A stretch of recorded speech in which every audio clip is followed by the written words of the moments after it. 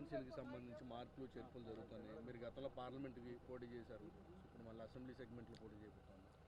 ఏంటి మీ ఫీలింగ్ ఏంటి? అంతా ఓకేనా? ఎలా ఉంది కాన్స్టిట్యున్సీ? ఇప్పుడు ఒకటండి, జగనన్న ఆంధ్రప్రదేశ్ రాష్ట్ర ప్రజలందరికీ కూడా ఒకటే మాట చెప్పారు. మనము కోట్ల మంది ప్రజలు మనల్ని బట్టి ఆధారపడి ఉన్నారు. ప్రజలకి మనం మంచి చేయాలి అని అంటే ఖచ్చితంగా అధికారంలోకి రావాలి. అధికారంలో రావడానికి ఎమ్మెల్యేలకి, గౌరవ శాసనసభ్యులకు కానీ, పార్లమెంట్ సభ్యులకు కానీ మనము ప్రజల మనసులు గెలుచుకోవాలి. ప్రజలతో మీరు మమేకం అవ్వాలి అని మాకు వార్ రూమ్లో గడిచిన 6 నెలల నుంచి కూడా మాకు అందరికీ కూడా చెప్తా ఉన్నారు. ఇప్పుడు మీరంటే మాకు చాలా అభిమానం, ప్రతి ఎమ్మెల్యే కూడా. ఏది ఏమైనప్పటికీ కూడా అధికారంలో ఉంటేనే ఇన్ని సంక్షేమ కార్యక్రమాలు ఇస్తున్నాము. ఈ 4.5 సంవత్సరాలు కూడా మీరు చూశారు. అడగని వారికి కూడా పార్టీలకు అతీతంగా జనసేన, తెలుగుదేశమా, వైసీపీయా సంబంధం లేకుండా ప్రజలకు అందరికీ కూడా సంక్షేమం అందించారు. ఇదే రీతిలో రానున్న 5 సంవత్సరాలు కూడా ఇవ్వాల్సిన అవసరం ఉంది. ప్రజల యొక్క బాగోగులు చూసుకోవాల్సిన బాధ్యత మా పైన ఉంది. కాబట్టి సో స్థానిక శాసనసభ్యులకి ఎవరికైతే ఒకవేళ నిజంగా ప్రజల్లో అంత గ్రాఫ్ లేకపోతే, ఇది కాకపోతే ఎమ్మెల్సీ ఇస్తారు, లేని పక్షంలో కార్పొరేషన్ చైర్మన్లు ఇస్తారని క్లియర్గా చెప్పడం కూడా జరిగింది. నా వరకు వచ్చేసరికి రాజమండ్రి సిటీ సీట్ చూసినట్టయితే గతంలో అంత గాలిలో కూడా రాజమండ్రి ఇక్కడ కోల్పోవడం జరిగింది.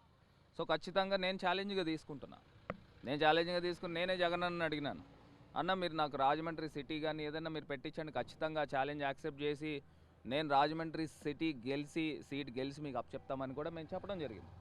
సో రాజమండ్రి సిటీని కనుక మీరు చూసినట్టయితే మునుపు రాజమండ్రి ఏ రకంగా ఉంది, ఇప్పుడు రాజమండ్రిని ఎట్లా ఈ 4.5 సంవత్సరాల్లో తయారు చేశాం. Rajahmundry is one of the best model cities in Andhra Pradesh అని కూడా నేను చెప్పను, ఇండియాలోనే ఆ రకంగా తయారు చేసి చూపిస్తాము.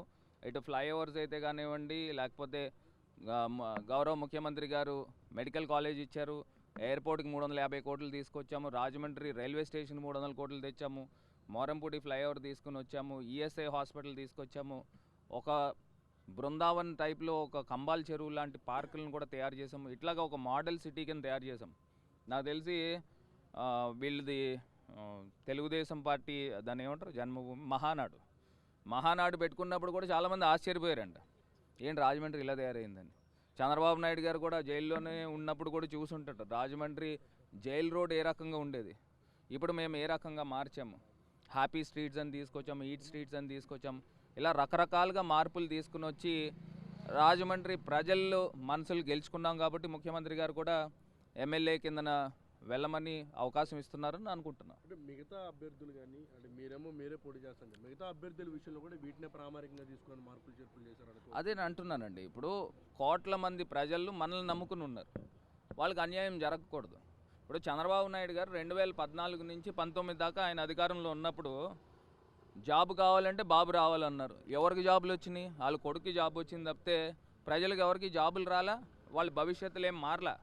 మళ్ళీ ఇవాళ తీసుకుని వచ్చి భవిష్యత్తు గ్యారంటీ అంటున్నాడు. బాబు షూరిటీ అంట, భవిష్యత్తు గ్యారంటీ. ఏం గ్యారంటీ ఇస్తాడని అడుగుతున్నా. అసలు ఇచ్చే సమస్య లేదు. ఎందుకంటే ప్రశాంత్ కిషోర్ అనే వ్యక్తి మాకు సెఫాలజిస్ట్ కిందన పనిచేసిన వ్యక్తి, ఆయన్ని తిట్టకుండా తిట్టిన వ్యక్తి చంద్రబాబు నాయుడు కాదని అడుగుతా ఉన్నా. బీహారీ డెకాయిట్ అన్నాడు, బందిపోటు అన్నాడు, నోటుకు వచ్చిన మాటలు మాట్లాడాడు. ఇప్పుడు ఏ ముఖం పెట్టుకుని ఆయనతో కూర్చుని వీళ్ళు రాజకీయ మంతనాలు చేస్తున్నారు అని అంటే ఆశ్చర్యపోతున్నారు.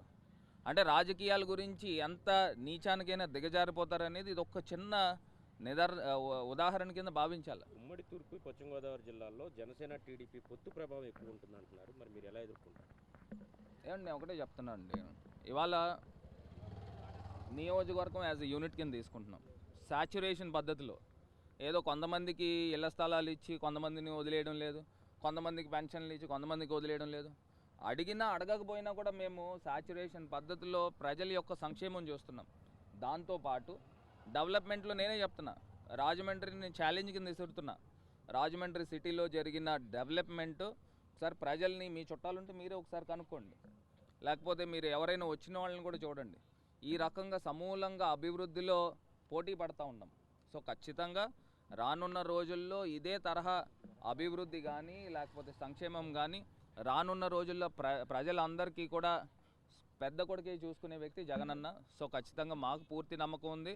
మళ్ళీ ఫ్లయింగ్ కలర్స్తో అధికారంలోకి వచ్చి ప్రజలకు మరింత చేరువై ఇంకా ప్రజల యొక్క మనసులను గెలుచుకుని ముందుకు వెళ్తాం. సో ఖచ్చితంగా 75 సంవత్సరాల్లో మొట్టమొదటిసారిగా బీసీ అభ్యర్థికి అవకాశం ఇచ్చారు, నాకు అవకాశం ఇచ్చారు. సో అది ఎప్పుడు కూడా తెలుగుదేశం పార్టీ ఏంటంటే ఒక పేటెంట్ కిందన వాళ్ళ సామాజిక వర్గానికి ఇచ్చుకునేవారు. ఇవాళ జగనన్న ఒక అడుగు ముందరికి వేసి బీసీలకు అందించడం జరిగింది. సో ఖచ్చితంగా బీసీ అభ్యర్థికే ఇస్తారు, నాకు తెలిసి బీసీ అభ్యర్థికే ఇస్తారు.